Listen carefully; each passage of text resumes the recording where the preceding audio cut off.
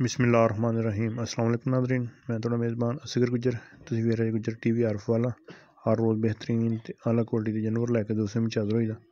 अज माशाअल्लाह बहुत ही खूबसूरत एक पैलन माई की वीडियो लैके दोस्तों की खिदमत दे विच हाज़र हो गए। दोस्तों मझ वेखनी माशाअल्लाह आर्डर क्वालिटी बहुत प्यारा ते बहुत वड्डा पैलन मझ हो गए।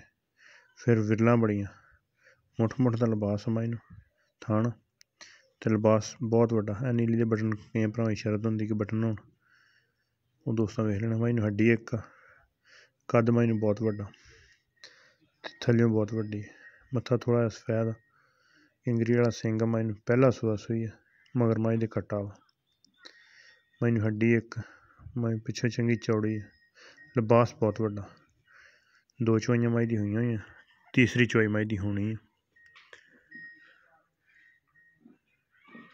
माशाअल्लाह। सूह दा जन मंडूडा पर पैलन मझ होकर मुड़ी फिरदी कद माई वड्डे च छोटे ही नहीं। एक माई अख सफेद चिट्टी एक छलका है जवाब तो निकल तो माई बिल्कुल पाक साफ पिछले पैर माई दोवें सफेद बच्चे तो बिल्कुल सील शरीफ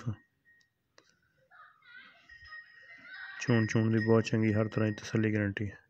रेट माई का करिए 6 6.5 लेकिन जेडे भरा दे पसंद आई 5.5 लाख रुपया माई का रेट 5.5 लाख रुपया माई का डिमांड जेडे भरा जिन्हें समझ अंदर है रेट दोस्त ला सकते जिन्ने दी किसी दिल लगे समझ अंदर 5.5 लाख रुपया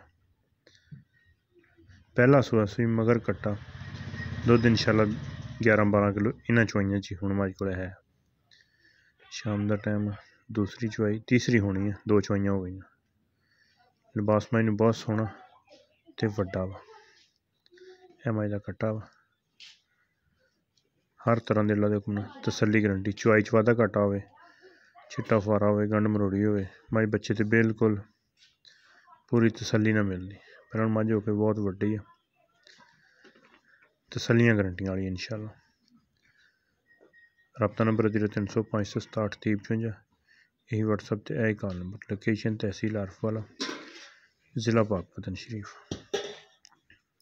माई वड्डी है छोटी नहीं माई टाका माई पुट्ठे कान माई वड्डे वड्डे तो निका जरा माई दी लो